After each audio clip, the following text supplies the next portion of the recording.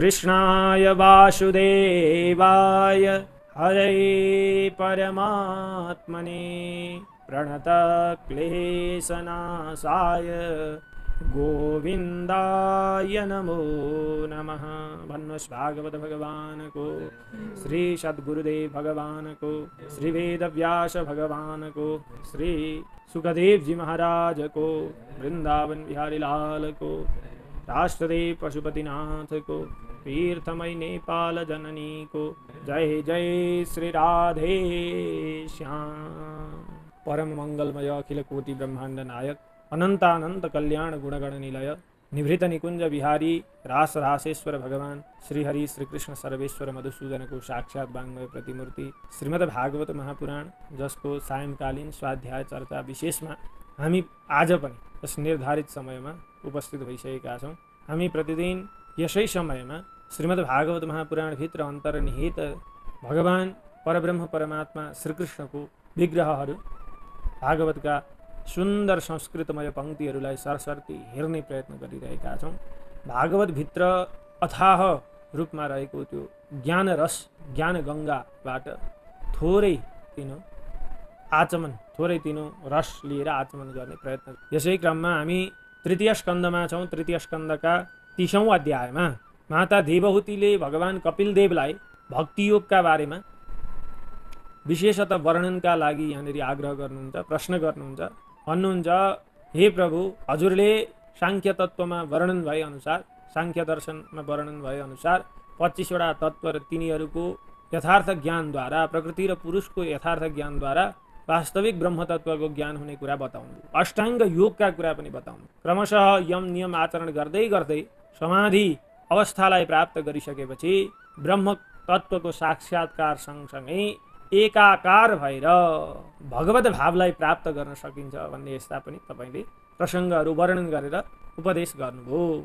अब सहज तरिकाले भक्तिका माध्यमबाट कसरी यो संसारमा फस्नु पर्दैन, जन्मने मर्ने दुश्चक्रमा पर्नु पर्दैन र सर्वतोभावेन वैराग्यलाई पकड्न सकिन्छ, वैराग्यलाई धारण गर्न सकिन्छ, यो कुरा बताउनुहोस् भनेर माता देवहूतिले भगवान कपिलदेवलाई भनिसकेपछि भगवान कपिलदेवले क्रमशः तामस भक्ति अनि राजस भक्ति, त्यस्तै गरेर सात्विक भक्तिको वर्णन गर्दै गर्दै अन्तिममा निर्गुण निराकार अहेतुकी अविच्छिन्न यस्ती भक्तिको वर्णन गरेर सुनाउनुभयो।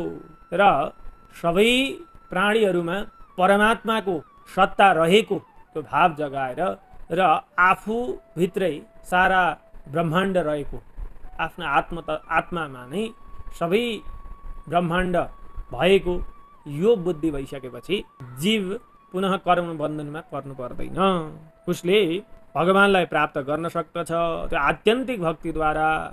अनि जो भगवानद्वारा प्राप्त अथवा भगवानद्वारा प्रदत्त भनौँ न 5 मुक्तिहरू, सालोक्य, सार्ष्टि, सामिप्य, सारूप्य र ऐकत्व, यस्तो खालका यी 5 मुक्तिहरू पनि त्यो भक्तका लागि तुच्छ हुन्छन्, इच्छित हुँदैनन्, इष्ट हुँदैनन् भनेर यसरी वर्णन गर्दै गर्दै जानुभएको छ। जो केवल भगवानका मूर्तिमा गएर चाहिँ विभिन्न उपचारहरूले पूजा गर्छ, तर सारा संसारमा व्याप्त सबै प्राणीहरूका अन्तःकरणमा चेतन रूपले रहनुभएका भगवानलाई देख्दैन, प्राणीहरूलाई तिरस्कार गर्छ, हिंसाको भाव राख्दछ भने ती व्यक्तिहरूले गरेको त्यो पूजन त्यो सबै ढोङ मात्रै हो, त्यो वास्तविक यथार्थमा पूजन होइन। त्यसकारण सारा संसार ब्रह्ममय जान्नु पर्दछ, सर्वम ब्रह्ममयम जगत भनेर यसरी माता देवहूतिलाई भगवान कपिल यहाँनिर सम्झाउँदै हुनुहुन्छ। कपिलदेव भगवान हामीहरूले पूर्व दिनमा 22औं श्लोकसम्म हेरेका छौँ।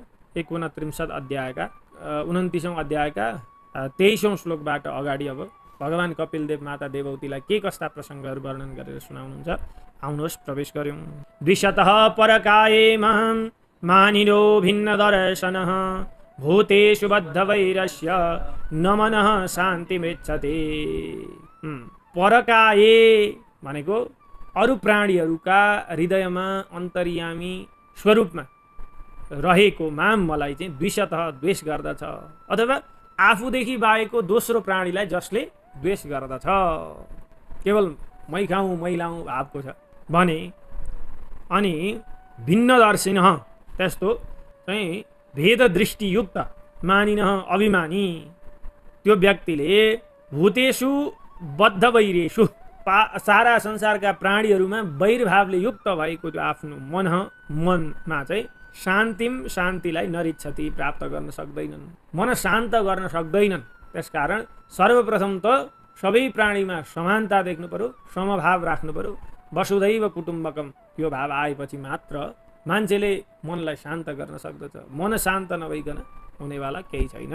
त्यसकारण मन शान्तिका लागि द्वेष वैर यस्ता भावहरूलाई त्याग्नु पर्यो। अब अगाडि भन्नुहुन्छ अहमुच्चावचैर्द्रव्यैः क्रिययोत्पन्न या नघे नैव तुष्येर्चितोर्चायां भूतग्रामावमानिनः। हे अनघे, हे निष्पाप माता, उच्चावचैः द्रव्यैः विभिन्न राम्रा द्रव्यहरूद्वारा पदार्थहरूको सङ्कलन गरेर मेरो अर्चामा त्यस्तो चाहिँ विभिन्न द्रव्यहरूको सङ्कलन गरेर मेरो अर्चा विग्रहमा मूर्तिमा त्यो अर्चित अर्चना गरेर पूजा गरेर त्यस्तो क्रियाबाट अहम म नैव तुष्ये, म सन्तुष्ट हुन सक्दिनँ, सन्तुष्ट हुन्न।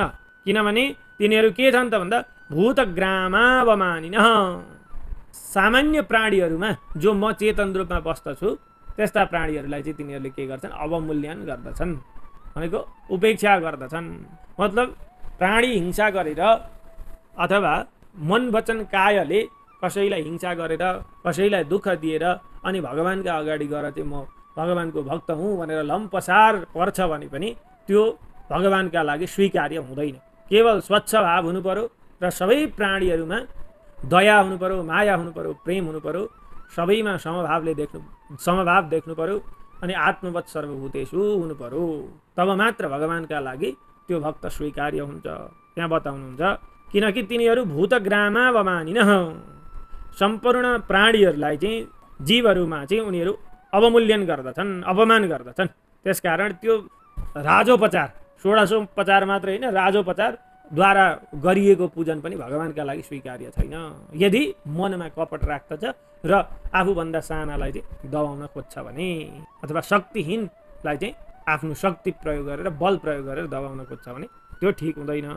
अब अगाडि भन्नुहुन्छ अर्चादा वर्चये तावद ईश्वरं मां स्वकर्म कृत् यावन्न वेद स्वरिदे सर्वभूतेष्वस्थितम्। तावत् मां ईश्वरं अर्चादौ अर्चये स्वकर्मकृत। स्वकर्मकृत भनेको आफ्नो स्वधर्मानुष्ठान गर्ने, वर्णाश्रम धर्ममा यथावत चल्ने भएको त्यो व्यक्तिले तावत तबसम्म मात्रै माम ईश्वरम, म ईश्वरलाई, म परमात्मालाई अर्चादौ, अर्चा विग्रह आदिमा, मूर्ति आदिमा अर्चयेत, पूजा गरौँ। कतिखेरसम्म पूजा गरोस् भन्दा भन्नुहुन्छ यावत, जबसम्म सर्वभूतेषु अवस्थितम, सबै संसारका जीवहरूमा प्राणीहरूमा अन्तःकरणमा, प्राणीहरूका अन्तःकरणमा रहने भएको, अवस्थितम रहेको यस्तो मलाई चाहिँ स्वरिदी आफ्ना हृदयमा नभेद, जान्दैन, आफ्ना हृदयमा भएको जान्दैन। सारा संसारमा व्याप्त भएको त्यो चेतन तत्त्व आफ्ना हृदयमा जबसम्म जान्दैन तबसम्म मात्रै अर्चा गरोस्। त्यो अर्चा विग्रहमा, मूर्तिमा पूजा गरोस्। त्यहाँदेखि पछाडिको त मूर्तिको त कामै छैन है, त्यस्तो खालको कुरा गर्नुभयो। अब अगाडि भन्नुहुन्छ आत्मनश्च परस्यापि न करोत्यन्तरोदरं तस्य भिन्न दृशो मृत्युर्विदधे भयमुल्बणम्। यह आत्मनश्च, जो व्यक्ति आत्मनश्च आफ्नो र परस्यापि अर्काको पनि, उदरम भनेको शरीरमा त शरीर सम्बन्धी द्रव्यहरूमा अन्तर्भाव राख्दछ, अथवा मेरो तेरो भनेर चाहिँ उसले शरीर सम्बन्धी सम्बन्धबाट द्रव्यको विभाग गर्दछ अथवा अन्तर्भाव राख्दछ, भेद दृष्टि राख्दछ। तस्य त्यस्तो भिन्न दृश्य, भेद दृष्टि भएको जो व्यक्ति छ त्यसलाई चाहिँ मृत्युरूप भएर, कालस्वरूप भएर भयम उल्बणम भयम, डरलाग्दो भय चाहिँ विदधि म प्रदान गर्दछु। त्यो भेद बुद्धिवाला मनुष्य जो मेरो तेरो भनेर चाहिँ जतिखेरै चाहिँ आफ्नो र पराई भनेर छुट्याएर बसिरहेको छ त्यस्ता व्यक्तिलाई चाहिँ कालस्वरूप भएर म ठुलो भय प्रदान गर्दछु भनेर यहाँ भगवान् भन्दै हुनुहुन्छ। अनि अगाडि भन्नुहुन्छ अब अथमां सर्वभूतेषु भूतात्मानं कृतालयं अर्हे दानमानाभ्यां मैत्र्या भिन्नेन चक्षुषा। अथ अनन्तरम त्यहाँदेखि पछाडि सर्वभूतेषु कृतालयं सम्पूर्ण प्राणीहरूमा आफ्नो वासस्थान बनाउनु भएका अथवा प्राणीहरू नै जसको वासस्थान स्वरूप हुनुहुन्छ यस्ता भूतात्मानम अन्तर्यामी स्वरूप भएर रहने जो चेतन माम मलाई अभिन्नेन चक्षुषा भेद दृष्टि नराखिकन मैत्री भावद्वारा दानमानाभ्याम दान र सम्मानद्वारा अर्है पूजन गरो। व्यक्तिले भेद दृष्टि नराखिकन सबै प्राणीका अन्तर्हृदयमा आफ्नो वासस्थान बनाएर रहने भएको मलाई दान र मानद्वारा दान गर्नु पर्यो, सम्मान गर्नु पर्यो र पूजन गर्न सक्यो अथवा पूजन गर्नु पर्यो, तब म प्रसन्न हुन्छु। सेवा ही परमो धर्मो परोपकार पुण्याय पापाय परपीडनम भन्नुको तात्पर्य ममा चेतन छ, मलाई दुख छ अथवा मलाई भोक लाग्छ यो मात्रै सम्झेर बस्ने हो भने अर्कालाई अथवा दोस्रो प्राणीलाई अपहेलना गर्न पुगिन्छ। त्यसकारण म होइन हामी भन्नु पर्यो। सबैमा परमात्माको निवास देखेपछि अथवा ममा जो चेतन तत्व छ त्यो दोस्रो व्यक्ति दोस्रो प्राणीमा पनि त्यही चेतन तत्व छ भनेर यसरी जान्दछ भने कसैले दुःख दिन सक्यो।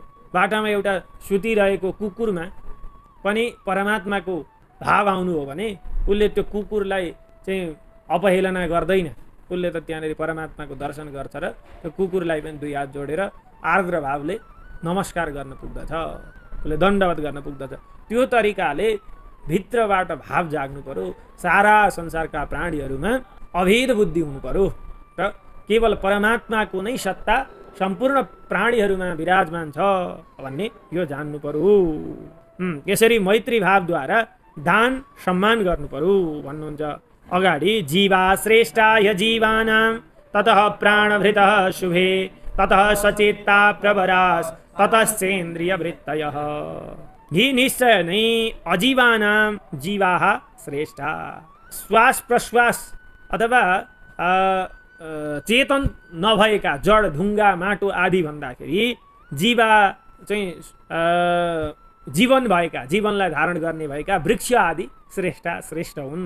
ततः ती वृक्ष आदिहरू भन्दा पनि प्राणभृतः जो प्राणवान छन् श्वास प्रश्वास गर्नेवालाहरू छन् तिनीहरू शुभे तिनीहरू श्रेष्ठ हुन्। हे शुभे हे माता ततः ती प्राणधारी जीवहरू भन्दा पनि सचित्ताः भनेको चेतनले युक्त भएका मन भएका त्यस्ता ती जीवहरू प्रवराः श्रेष्ठ हुन्छन्। ततश्चेन्द्रिय वृत्तयः अब ती मन भएका प्राणीहरू भन्दा पनि इन्द्रिय वृत्ति भएका प्राणीहरू श्रेष्ठ छन्। इन्द्रिय वृत्तयः जसले रूप रस गन्ध शब्द स्पर्श आदिको ग्रहण गर्दछ तिनीहरू श्रेष्ठ छन्, ती प्राणीहरू श्रेष्ठ छन्। तत्रापि स्पर्शवेदिभ्यः प्रवरा रसवेदिनः तेभ्यो गन्धविदः श्रेष्ठास् ततः सर्वविदो वराः। तत्रापि ती इन्द्रिय वृत्तिहरू भएका इन्द्रियहरूद्वारा विषयको ज्ञान गर्न सक्ने प्राणीहरूमा पनि स्पर्शवेदिभ्यः स्पर्शलाई मात्र ज्ञान गर्नेहरू भन्दा रसवेदिनः प्रवरा रसको ज्ञान गर्न सक्ने भएका मत्स्य आदि माछा आदि के छन् श्रेष्ठ छन्। अनि तेभ्यः ती रसवेदी रसलाई ज्ञान गर्ने माछाहरू भन्दा पनि गन्धविदः गन्धलाई ज्ञान गर्न सक्ने भएका भ्रमरा आदि श्रेष्ठ छन् श्रेष्ठा। ततः ती भ्रमरा आदि भन्दा पनि शब्दविदः वराः शब्दको ज्ञान गर्ने भएका सर्प आदि प्राणीहरू श्रेष्ठ छन्। रूपभेद विदस्तत्र ततश्चोभयतो दतः तेषां बहुपदा श्रेष्ठास् चतुष्पादस्ततो द्विपाद। रूपभेद विदस्तत्र अब शब्दविद शब्दको श्रवण गरेर शब्द ज्ञान गर्न सक्ने भन्दा पनि रूपभेद विदः रूपको भेद गर्न सक्ने भएका त्यस्ता प्राणीहरू श्रेष्ठ छन्। काग आदि श्रेष्ठ छन् जसले रूपको ज्ञान गर्न सक्छन्। तत्र अब ती काग आदिमा पनि ततः उभयतोदतः उभयतः दन्ताः येषां उभयतोदतः ते दुईतिरै दाँत भएका तल्लोपट्टि र माथिल्लोपट्टि दुईतिरै दाँत भएका के छन् श्रेष्ठ छन् ती काग आदि भन्दा पनि उभय दन्ती भनौँ न दुईतिरै दाँत भएका प्राणीहरू श्रेष्ठ छन् तेषां बहुपदा श्रेष्ठास् चतुष्पादस्ततो द्विपा तेषां ती दुवैपट्टि दाँतहरू भएका प्राणीहरू भन्दा पनि बहुपदाः धेरै खुट्टाहरू भएका प्राणी के छन् श्रेष्ठ छन् तिनीहरू भन्दा पनि चतुष्पाद 4 पाउ भएका यस्ता प्राणीहरू श्रेष्ठ छन् ततः तिनीहरू भन्दा पनि द्विपा 2 खुट्टा भएका मान्छे श्रेष्ठ छन् सर्वश्रेष्ठ छन् मान्छेहरू। अब मान्छेमा पनि अब अगाडि भन्दै हुन्छ मान्छे भएर पनि श्रेष्ठत्वलाई प्राप्त गर्न सकिँदैन मान्छेमा पनि गुण हुनु पर्यो अगाडि भन्नुहुन्छ ततो वर्णाश्च चत्वारस् तेषां ब्राह्मण उत्तमः ब्राह्मणेष्वपि वेदज्ञो यर्थज्ञोऽभ्यधिकस्ततः ततः ती मनुष्यहरूमा पनि चत्वारः वर्णाः 4 वर्ण भएका यी चाहिँ ब्राह्मण क्षत्रिय वैश्य शूद्र यी श्रेष्ठ छन् तेषां ती 4 वर्ण मध्ये पनि ब्राह्मण उत्तम छन्। अब ब्राह्मणेषु ब्राह्मणहरूमा पनि वेदज्ञ ब्राह्मणेषु अपि ब्राह्मणहरूमा पनि वेदको ज्ञान भएका अथवा वेद पाठी ब्राह्मण उत्तम छन्। अब त्यति मात्रै भएन वेद पढेर मात्रै पनि भएन हि निश्चय नै ततः ती वेदज्ञ ब्राह्मणहरूमा पनि अर्थज्ञ अभ्यधिकः वेदको अर्थलाई जान्ने भएका ब्राह्मण श्रेष्ठ छन्। अब अगाडि भन्नुहुन्छ अर्थज्ञात संशयच्छेत्ता ततः श्रेयान् स्वकर्म कृत मुक्त संगस्ततो भूयान् न दुग्धा धर्ममात्मनः अर्थज्ञात अर्थ जान्नेहरूमा पनि संशयच्छेत्ता विभिन्न प्रसङ्ग विभिन्न दृष्टान्तहरू दिएर संशयको छेदन गर्न सक्ने ब्राह्मणहरू चाहिँ के छन् श्रेष्ठ छन्। ततः तिनीहरू भन्दा पनि स्वकर्मकृत श्रेयान् आफ्नो वर्ण र आश्रम धर्ममा जो निरूपण गरिएका कर्महरू छन् तिनीहरूलाई नित्य निरन्तर नटुटाइकन गर्ने ब्राह्मणहरू ती के छन् श्रेष्ठ छन् श्रेष्ठ छन्। अब त्यसमा पनि ततः ती ब्राह्मणहरूमा पनि धर्मात्मनः आत्मनः धर्मम आफ्नो धर्मलाई चाहिँ मुक्तसँग अनासक्त भएर र त्यसबाट अदुग्धाः कुनै पनि फलको आशा नगरिकन रहनेवाला ती ब्राह्मणहरू भूयान् अझ श्रेष्ठ हुन्छन्। तस्मान् मय्यर्पिता शेष क्रियार्थात्मा निरन्तरः मय्यर्पिता मनः पुंसो मयि सन्न्यस्त कर्मणः तस्मात् ती ब्राह्मणहरूमा पनि स्वधर्मानुष्ठान गर्ने ब्राह्मणहरूमा पनि अशेष क्रियार्थात्मा सम्पूर्ण क्रियाहरूको क्रियाफल र मनलाई मयि अर्पिता ममा अर्पण गर्ने भएका र निरन्तर नित्य निरन्तर मयि अर्पितात्मनः ममा आफ्नो मन अर्पण गर्ने जलको प्रवाह नित्य निरन्तर चाहिँ स्वभाववश समुद्रतिर गए जस्तै मनलाई नित्य निरन्तर स्वभावैले परमात्मामा लगाउन सक्ने ती व्यक्तिहरू ती ब्राह्मणहरू श्रेष्ठ छन् भनेर भन्नुभयो। अब फेरि मयि सन्न्यस्त कर्मणः ममा सबै कर्महरू चाहिँ समर्पित गरेका छन् कर्म समर्पण गर्ने कर्मफल समर्पण गर्ने र आफू स्वयंलाई समर्पण गर्ने यस्ता सबैभन्दा श्रेष्ठ छन् भनेर बताउनुभयो। अनि भन्नुहुन्छ न पश्यामि परम भूतम अकर्तुः समदर्शनात् अकर्तुः त्यस्ता अकर्ता भएका समदर्शनात् सारा संसारलाई समदृष्टिले देख्नेवाला अभेद द्रष्टा ती चाहिँ तिनीहरू भन्दा परम भूतम अर्को सर्वश्रेष्ठ प्राणी न पश्यामि अर्को सर्वश्रेष्ठ त्यो जीव मैले देखेको छैन अहिलेसम्ममा भनेर यहाँ भगवानले भन्नुभयो।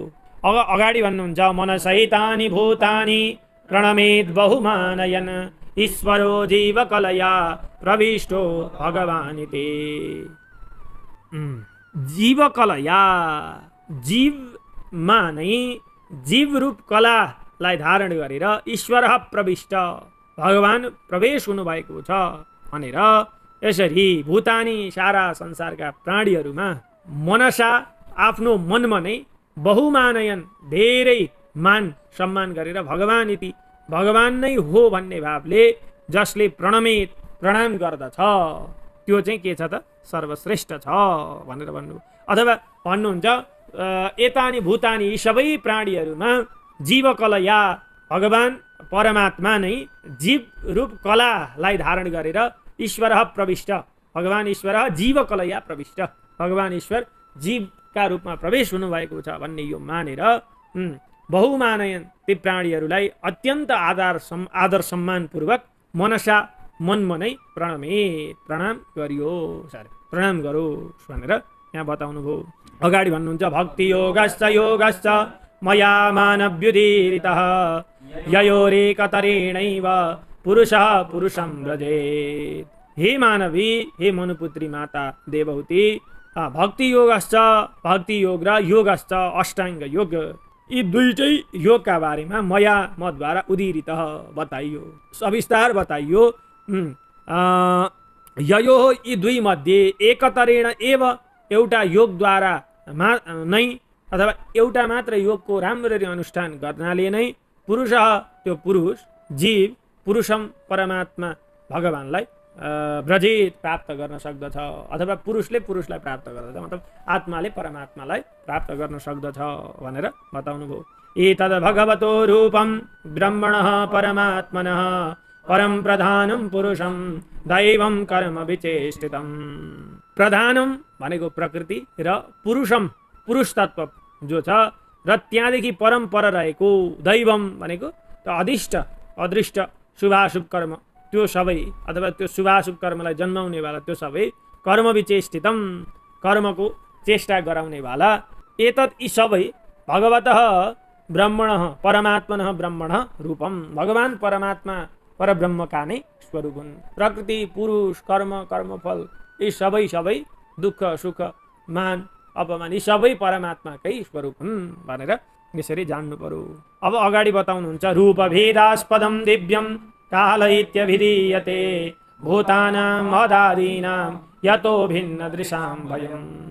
रूप भेदास्पदम जगतमा विभिन्न रूप प्रदान गरेर चाहिँ विभिन्न रूप स्वरूपमा देखिने दिव्य स्वरूपमा देखिनु हुने काल स्वरूप त्यो मतलब दिव्य स्वरूपमा जो देखिनुहुन्छ उहाँलाई काल इत्यभिधीयते काल भनेर भनिन्छ।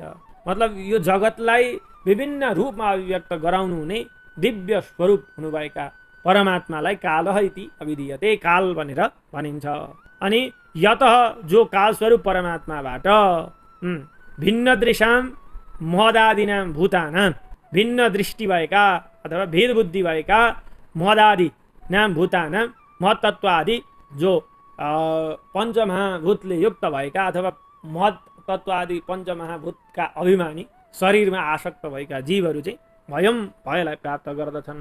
योऽन्तः प्रवेश्य भूतानि भूतैरत्यखिलाश्रयः सविष्माख्योऽधियज्ञोऽसौ कालः कलयतां प्रभुः।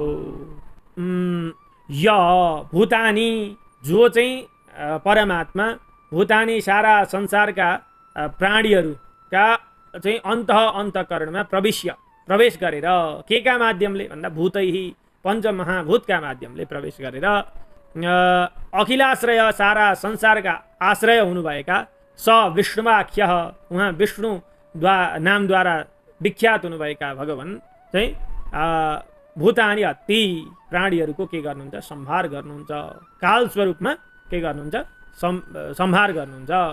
अनि असौ उहाँ भगवान नै के हुनुहुन्छ त भन्दा अधियज्ञ यज्ञका चाहिँ यज्ञ पुरुष पनि हुनुहुन्छ यज्ञलाई सफल पार्ने भगवान पनि हुनुहुन्छ र स उहाँ नै कलयताम प्रभु कालः सकालः उहाँ काल स्वरूप भगवान नै कलयताम प्रभु सारा संसारलाई चलाउने वाला प्रभु सर्वश्रेष्ठ पनि हुनुहुन्छ।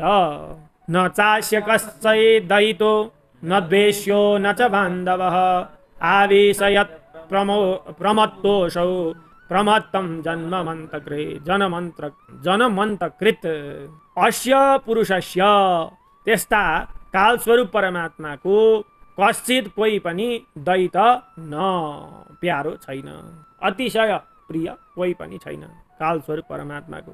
नत्र त दुई चारजनालाई चाहिँ म पृथ्वीमा राखिरहन्छु भनेर चाहिँ राख्न थाल्ने हो त संसार त भरिसक्थ्यो उहिले। त्यसकारण कोही पनि प्यारो छैन दिन आएपछि गयो अनि फेरि न च द्वेष्य, कोही पनि दुश्मन पनि छैन। परमात्माको न कोही प्यारो छ, न कोही द्वेषी छ, न च बान्धव, न कोही बन्धु बान्धव छ।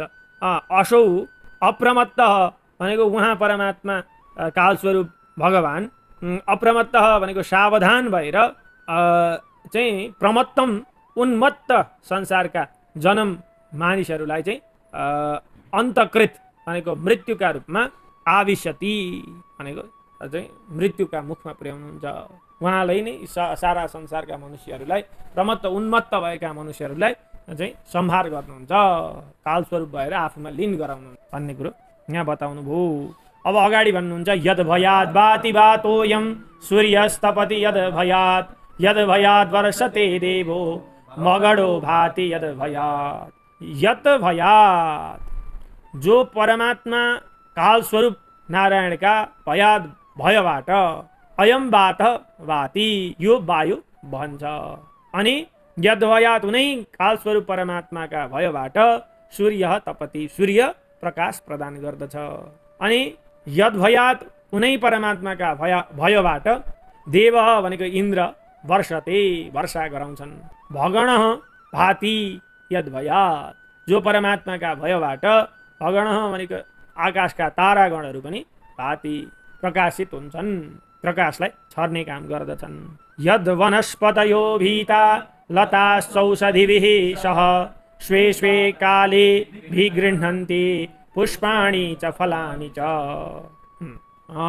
यत जो परमात्मा पुरुष कालका भयबाट भीता डराएका वनस्पतय वनस्पतिहरू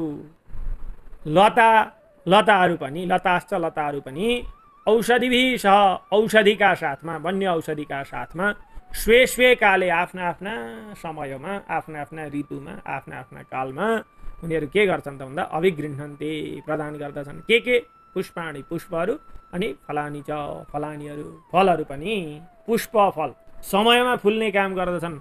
वन्य औषधि लताहरू अनि समयमा फल्ने काम पनि गर्दछन्। कसका भयबाट? उनी कालस्वरूप परमात्माका भयबाट।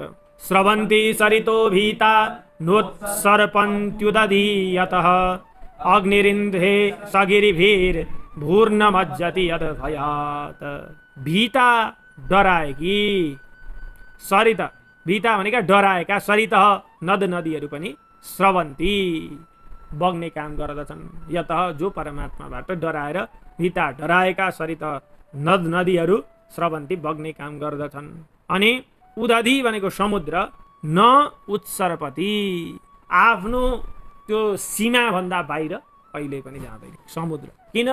परमात्माको भयले। अनि अग्निरिन्द्रे सगिरिभिः अग्नि इन्धे भनेको अग्नि प्रज्वलित हुन्छ। सगिरिभिः गिरी पर्वतले युक्त भएकी भू पृथ्वी पनि यद भयात जो परमात्मा कालस्वरूप भगवानका भयद्वारा डरद्वारा नमज्जति पृथ्वीमा डुब्दिनन्, जलमा डुब्दिनन्। नभो ददाति स्वसतां पदं यन्नियमाददः लोकं स्वदेहं तनुते महान् सप्तभिरावृतम्। यन्नियमात् अदः भनेको जो परमात्माका नियमका वशीभूत भएको नभः आकाश तत्त्वले पनि अध यो नभः आकाश तत्त्व जो आकाश छ त्यसले पनि स्वसताम भनेको श्वास प्रश्वास गर्ने भएका जीवका भित्र पदम ददाति आफ्नो श्वास प्रश्वासका लागि आफ्नो तत्त्व प्रदान गर्दछ। मतलब जीवभित्र आकाश तत्त्व रहनु त्यो पनि परमात्माका भयद्वारा। अनि फेरि महान महतत्वले स्वदेहम आफ्नो अहङ्कार रूप शरीरलाई सप्तभी आवृतम सात तत्त्वहरूद्वारा घेरिएर, सात तत्त्व भनेको चाहिँ पृथ्वी जल तेज वायु आकाश अहङ्कार अनि महतत्व यी तत्त्वहरूद्वारा घेरिएर लोकम तनुते यो लोकको के गर्दछ? विस्तार गर्दछ। महतत्वले पनि परमात्माकै भयद्वारा यो संसारको विस्तार गर्दछ। गुणाभिमानिनः देवा स्वर्गास्दिश्वस्य यद भयात् वर्तन्ते नु युगं येषां वशाये तच्चराचरम्।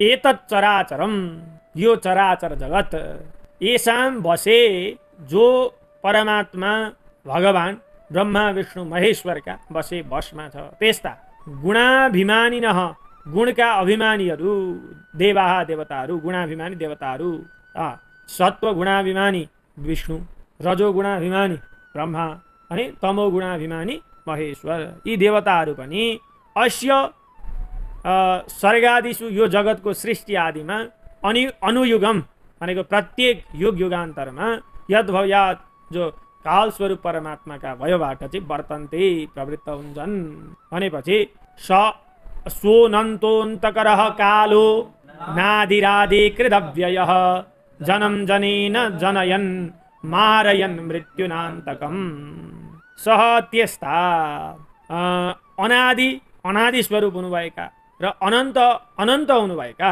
अव्यय भनेको विकृत भावलाई कहिल्यै पनि प्राप्त नगर्नुहुने यस्ता काल स्वरूप भगवान जनेन जन्म जनयन् भनेको पिताका स्वरूपमा जन्म भनेको पुत्र आदिलाई जन्म दिएर जनयन जन्म दिएर के त भन्दाखेरि सृष्टिकर्ता आदिकृत भनेको सृष्टिकर्ता पनि हुनुहुन्छ। अनि उनै परमात्मा अन्तकम मृत्युलाई पनि मृत्यु प्रदान गरेर अथवा मृत्यु स्वरूप भएर अन्तकम अन्तकलाई पनि भनेको मृत्युलाई पनि मार्दै अन्त गर्दै अन्तकर भनेको अन्त्य गर्नेवाला संहारकर्ताका रूपमा हुनुहुन्छ। उहाँ परमात्मा नै पिता स्वरूप भएर सारा सृष्टिको जन्म दिनुहुन्छ र अन्तिममा संहारकर्ता स्वरूप भएर मृत्युलाई पनि मृत्यु प्रदान गर्नुहुन्छ भनेपछि यस्ता परमात्मा प्रभुको ज्ञान आवश्यक छ। यसरी भक्ति योगद्वारा सहज तरिकाले परमात्मालाई प्राप्त गर्न सकिन्छ। सांख्य तत्त्वको वर्णन गर्नुभयो सबैभन्दा पहिले ज्ञान योगको, तत्पश्चात ज्ञान अनि योगको वर्णन गर्नुभयो अझै अष्टाङ्ग योगद्वारा परमात्मालाई प्राप्त गर्ने साधन भनेर, अनि भक्ति योग सहज तरिकाले परमात्मालाई कसरी प्राप्त गर्न सकिन्छ सारा संसारमा समदृष्टि गरेर चराचर जगतमा नै प्रभुको सत्ता र आफू पनि प्रभुभन्दा परको नरहेको र प्रभुमा आफूमा केही फरक नभएको यस्तो जानेर अन्तिममा जीवन मुक्त हुन सकिन्छ भन्ने कुरा यहाँनिर माता देवहूतिलाई भगवान कपिलदेवले उपदेश गर्नुभयो। हामीहरूले 29औं अध्यायमा यहाँसम्मका प्रसङ्गहरूलाई हेऱ्यौँ। अब पुनश्च भोलि 30औं अध्यायका साथमा उपस्थित हुनेछौँ।